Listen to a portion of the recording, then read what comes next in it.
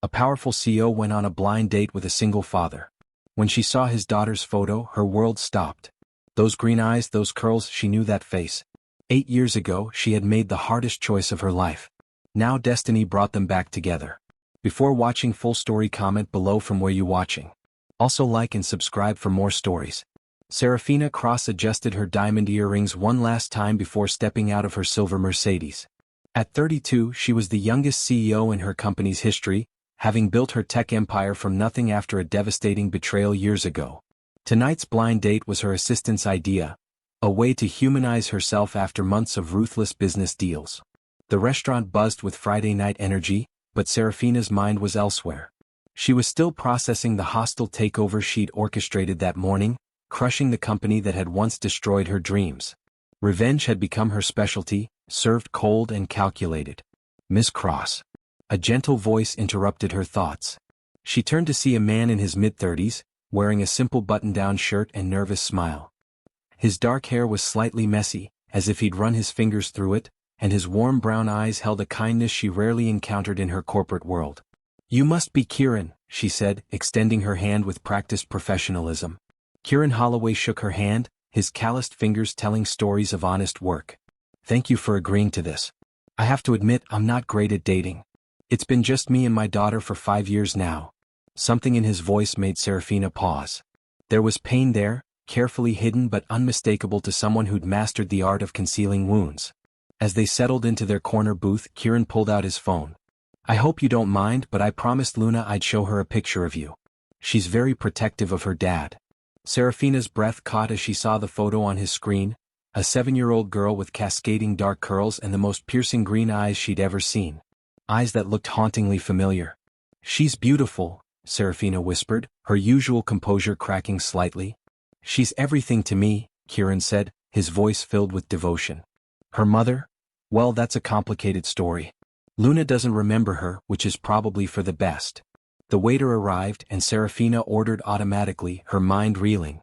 That face, those eyes, it couldn't be a coincidence. But it had been 8 years since. "Tell me about your work," she said, desperate to change the subject. Kieran's face lit up. "I'm a carpenter. I know it's not glamorous compared to running a tech company, but I love creating things with my hands. After Luna's mother left, I needed something stable, something that would let me be there for her." "Left?" The word escaped before Saraphina could stop it. Kieran's expression darkened. "Abandoned us when Luna was 2. Packed her bags one night and disappeared. Left a note saying she wasn't ready to be a mother." His jaw tightened. "The worst part? She was wealthy, had every advantage, but she threw away the most precious thing in the world." Saraphina's wine glass trembled in her hand. The room seemed to spin as memories flooded back. A different name, a different life, a choice made in desperation and fear. 8 years ago, Saraphina hadn't been a CEO. She'd been Sarah Mitchell, a 19-year-old college dropout, pregnant and terrified. Her wealthy father had given her an ultimatum: give up the baby and return to school with his financial support, or be disowned completely. She'd been young, scared, and convinced she couldn't provide the life her child deserved. The adoption agency had promised a loving family, a better future. She'd never seen the father, never knew his name. All transactions had been handled through lawyers and intermediaries. "Are you all right?" Kieran's concerned voice brought her back to the present. "Yes, excuse me for a moment." In the restaurant's bathroom, Saraphina stared at her reflection. She'd built an empire, crushed her enemies, become everything her father had wanted, but at what cost? She pulled out her phone and called her private investigator. "Marcus, I need you to find everything about Kieran Holloway and his daughter Luna. Everything about the adoption, the mother, all of it. I need it tonight." When she returned to the table, Kieran was looking at photos on his phone, a soft smile on his face. "She's at her best friend's house tonight," he said, showing her another picture. "First sleepover. I'm probably more nervous than she is." Saraphina studied the image. Luna was laughing, her head thrown back in pure joy, and suddenly she could see herself at that age. The same laugh, the same wild curls, the same stubborn chin. "Kieran," she said carefully, "what do you know about Luna's biological mother?" His expression hardened instantly. "Why do you ask?" "I'm just curious. Adoption can be complicated." Her name was Sarah Mitchell. 19, from a wealthy family. The lawyers said she was a college student who got in trouble and wanted to do the right thing. His voice dripped with bitterness. The right thing would have been staying and loving her daughter. Saraphina felt the blood drain from her face. Have you ever tried to find her? Why would I want to find someone who abandoned their own child? Luna deserves better than a mother who saw her as a mistake to be corrected. The rest of dinner passed in a blur. Saraphina managed to maintain polite conversation while her world crumbled and rebuilt itself with each passing minute. When Kieran walked her to her car, she could barely focus on his words. I'd like to see you again, he said. Luna would love to meet you. She's always asking when I'm going to find someone special. I'll call you, Saraphina managed. As she drove home, her phone buzzed with a text from Marcus. Found everything. You're not going to believe this. Saraphina's penthouse apartment had never felt so empty. Marcus's report lay spread across her dining table like pieces of a shattered life. Sarah Elizabeth Mitchell, birth name of subject father. Robert Mitchell, deceased 2019 legal name changed to Saraphina Cross, 2018 biological daughter. Luna Rose Holloway adoption finalized. March 15, 2019. The final document made her hands shake. Luna's original birth certificate, listing Sarah Mitchell as the mother and unknown as the father. She'd been so young, so scared, following her father's instructions without question. Her phone rang, startling her from her thoughts. Saraphina? It's Kieran. I hope I'm not calling too late. No, it's fine, she said, her voice barely steady. I wanted to thank you for tonight. Luna's back from her sleepover, and she won't stop asking about you. She said she dreamed about a beautiful lady with sad eyes who was going to make everything better. Saraphina's heart clenched. Children have vivid imaginations. Maybe, but Luna's always been special that way. She seems to see things others miss. He paused. Would you like to meet her? Maybe we could have lunch tomorrow?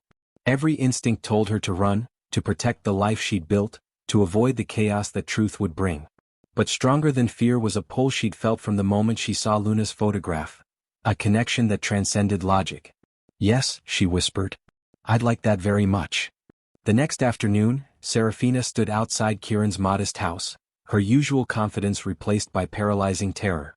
She'd faced down hostile boards, negotiated billion-dollar deals, and crushed companies without flinching. But meeting her own daughter felt impossible. The front door opened before she could knock. You came. A small voice filled with pure joy made her look down. Luna stood in the doorway, still in her pajamas despite it being afternoon, her dark curls a beautiful mess around her face. But it was her eyes that stopped Saraphina's heart, her own eyes, looking up with unconditional love. Daddy said you were pretty, but he didn't say you were magical, Luna said solemnly. Magical? Saraphina managed. You have the same sadness I do. Daddy says I get sad sometimes because I miss someone I never met. Do you miss someone too? Saraphina knelt down to Luna's level, her designer dress forgotten. Yes, sweetheart. I miss someone very much. Maybe we can be sad together, and then we won't be sad anymore. Kieran appeared behind Luna, his face apologetic. Luna, remember what we talked about? Let Miss Cross come inside first. But Saraphina couldn't move. Luna had reached out and touched her face with one small hand, and the connection was overwhelming. You have my freckles, Luna said wonderingly. Look, Daddy, we have the same freckles. It was true. A small constellation of freckles across Luna's nose matched the one Saraphina had covered with makeup for years. That's quite a coincidence, Kieran said, but his voice carried a note of uncertainty. Inside Kieran's home, Saraphina was struck by the warmth everywhere. Hand-carved furniture spoke of his craftsmanship, while Luna's artwork covered the refrigerator and walls. Photos documented every milestone of Luna's life, but Saraphina noticed the gap, no pictures from the first 2 years. Luna, why don't you show Miss Cross your room while I make us some coffee? Kieran suggested. Luna grabbed Saraphina's hand with the natural trust of childhood. Come see my treasures. Her room was a wonderland of books, stuffed animals, and drawings. But on the nightstand sat something that made Saraphina's breath catch. A small silver locket. That's my most special treasure, Luna said, noticing her gaze. Daddy says my first mommy left it for me. It doesn't open, but I talk to it sometimes. Saraphina's hands shook as she recognized the locket, her grandmother's, the one she'd worn throughout her pregnancy, the one she'd asked the adoption agency to give to her daughter. What do you tell it? She whispered. I tell it about my days, and I ask my first mommy if she's happy wherever she is. I hope she's not too sad without me. Luna's voice grew small. Sometimes I wonder if she thinks about me. Saraphina's composure finally shattered. Tears she'd held back for 8 years poured down her face as she pulled Luna into her arms. "She thinks about you every day," she sobbed. "Every single day." "How do you know?" Luna asked, but she didn't pull away from the embrace. "Because." Saraphina looked into those familiar green eyes, seeing her own pain and hope reflected there. "Because I'm her, Luna. I'm your first mommy." The words hung in the air like a confession and a prayer combined. Luna studied her face with the serious intensity only children possess. "I knew it," she whispered. "I knew you'd come back." Chapter 7, Kierans Fury. "What did you just say?" Kieran's voice from the doorway was deadly quiet. He stood frozen, 2 coffee cups forgotten in his hands, his face cycling through disbelief, understanding, and finally rage. "Kieran, let me explain." "Explain?" He set the cups down with shaking hands. "Luna, go to your room." "But Daddy." "Now, Luna." Something in his tone made even 7-year-old Luna obey, but she squeezed Saraphina's hand first. "Don't leave again," she whispered. "Please don't leave again." When Luna's door closed, Kieran's composure exploded. "Sarah Mitchell," he said, her old name like a curse. "You're Sarah Mitchell. The woman who abandoned my daughter. Our daughter. I never wanted to give her up. I was 19, scared, and my father." "Your father? You chose money and status over your own child." "That's not how it happened." "Then tell me how it happened." His voice rose, 8 years of anger and hurt pouring out. "Tell me how you walked away from the most perfect little girl in the world and never looked back." Saraphina stood, her own anger rising. "You think it was easy? You think I didn't die inside every day for 8 years? I built an empire trying to become worthy of her, trying to become someone she could be proud of." "Worthy?" Kieran laughed bitterly. "She needed her mother, not your money. I was a child myself. My father threatened to disown me, and I believed the lies, that she'd be better off with 2 parents who could provide for her. I never knew about you specifically. The agency never told me there was only a father. So you're here for what? To ease your guilty conscience? To play mommy when it's convenient?" His words hit like physical blows, but underneath his rage Saraphina could see the fear that she'd disappear again, that Luna would be hurt. "I'm here because I never stopped loving her," she said quietly. "Because every successful deal, every victory, every moment of my life has been meaningless without her. I'm here because last night when I saw her picture, my world finally made sense again." From her bedroom came a small voice, "Stop fighting." They turned to see Luna in her doorway, tears streaming down her face. "Stop fighting about me. I can hear you and you're both sad and it's making my tummy hurt." She ran to Saraphina and wrapped her arms around her waist. "I don't care about before. I care about now. And now my first mommy came back and my daddy's here, and we could be a family if you'd stop being scared." "Luna, it's not that simple," Kieran started. "Yes, it is." Luna stamped her foot with surprising authority. "You're scared she'll leave again and she's scared you won't forgive her. But I'm not scared because I love you both, and love makes everything possible." Out of the mouths of babes, Saraphina knelt down and cupped Luna's face in her hands. "Luna, I need you to understand something very important. When I left, it was because I thought it was best for you. I was wrong. It was the biggest mistake of my life, and if you let me, I'll spend the rest of my life making it up to you." "You don't have to make anything up to me," Luna said solemnly. "You just have to stay." Saraphina looked up at Kieran, seeing his internal struggle. "I can't promise I know how to be a mother. I can't promise I won't make mistakes. But I can promise I will never leave her again. Never." Over the following weeks, an unlikely routine emerged. Saraphina found herself leaving work early to pick Luna up from school, her assistant canceling meetings as the CEO discovered the joy of helping with homework and making after-school snacks. Kieran remained wary but couldn't deny Luna's happiness. His daughter bloomed under the attention of both parents, her natural joy multiplied by having her deepest wish fulfilled. "She's different with you here," he admitted one evening as they watched Luna practice piano. "More settled, like a piece of her that was missing finally clicked into place." "I feel the same way," Saraphina said. "For 8 years I've been successful at everything except being happy. I forgot what that felt like until now." They were sitting on his couch, maintaining careful distance, but the hostility had softened into something more complex. Grief, perhaps, for the years they'd lost. Hope for what might be possible. "I need to know," Kieran said suddenly. "Why didn't you fight for her? Really?" Saraphina was quiet for a long moment, watching Luna's small fingers find the keys. "My father was controlling. When I got pregnant he was furious.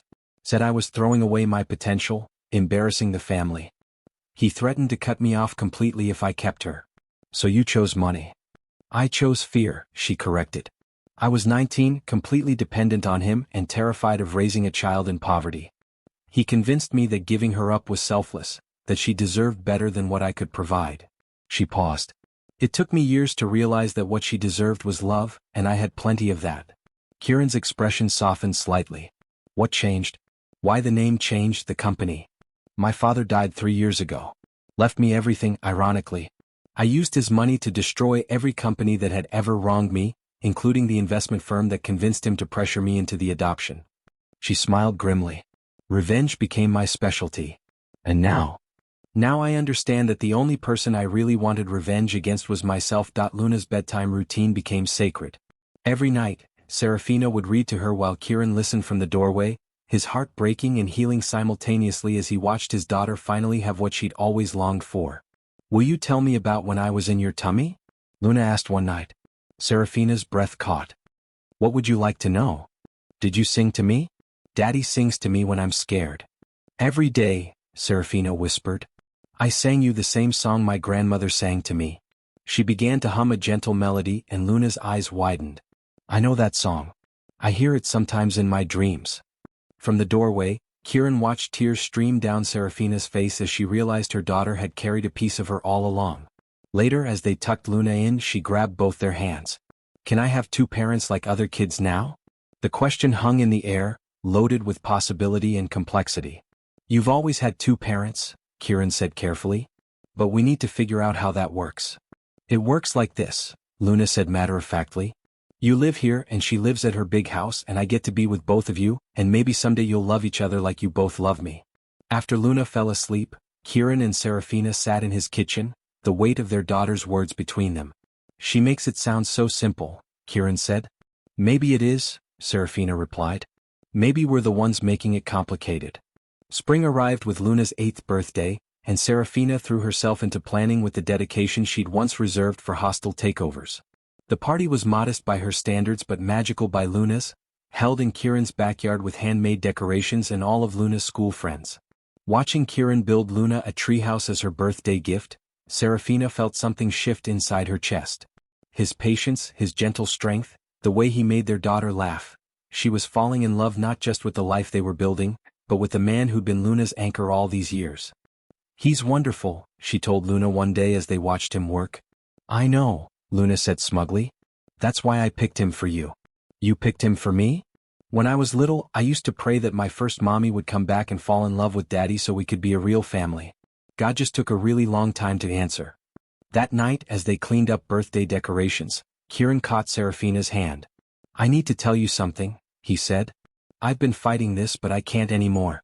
Watching you with Luna, seeing how much you both needed each other, it's changed everything for me. Kieran.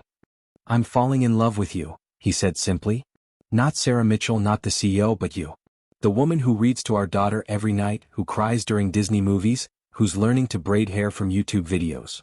Saraphina's heart soared and broke simultaneously.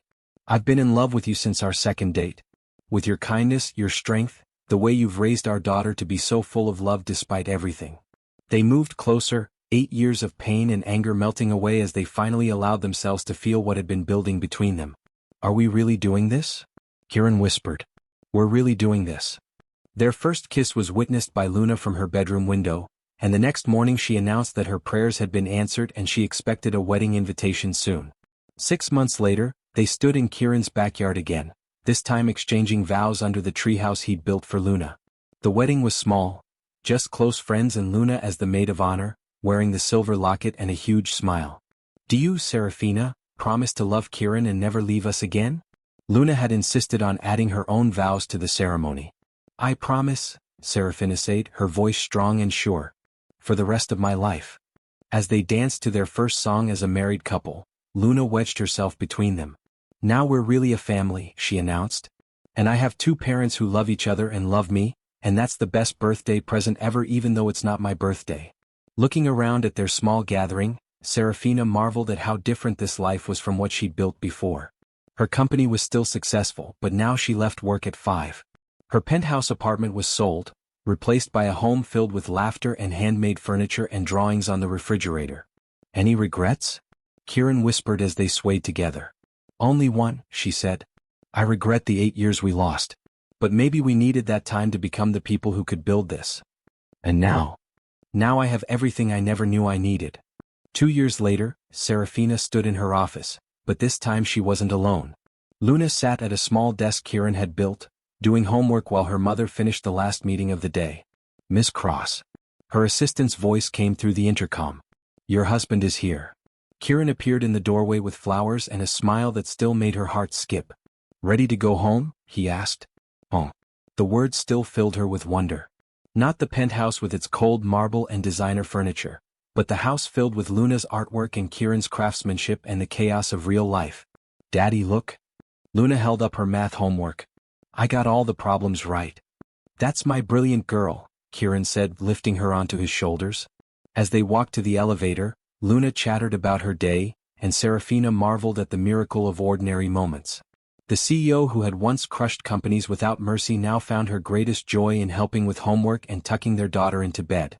In the car, Luna fell asleep between her parents, her hand clutching the silver locket she still wore every day. She told me something interesting today, Kieran said quietly. She said she's glad you left when she was little. Saraphina's heart clenched. What? She said if you hadn't left, you wouldn't have learned how to be strong enough to stay. And if you hadn't learned to be strong, you couldn't have taught her that leaving doesn't always mean forever. Tears blurred Saraphina's vision as she understood. Their story wasn't about a perfect family from the beginning. It was about redemption, forgiveness, and the courage to fight for love even when it seems impossible. She's wise, our daughter. She gets that from her mother, Kieran said, squeezing her hand. As they pulled into their driveway, Saraphina looked at the life they'd built together. Imperfect, complicated, but filled with more love than she'd ever imagined possible. She'd learned that sometimes the greatest success isn't in conquering your enemies, but in surrendering to love. And sometimes the family you thought you'd lost forever is just waiting for you to be brave enough to come home. Luna stirred in her sleep, unconsciously reaching for both parents' hands and whispered, I love my real family. In that moment, Saraphina understood that she'd finally won the only battle that truly mattered, the one for her daughter's heart, her husband's love, and her own redemption. The CEO who had once built an empire on revenge had discovered something far more valuable. A home built on forgiveness, love, and second chances.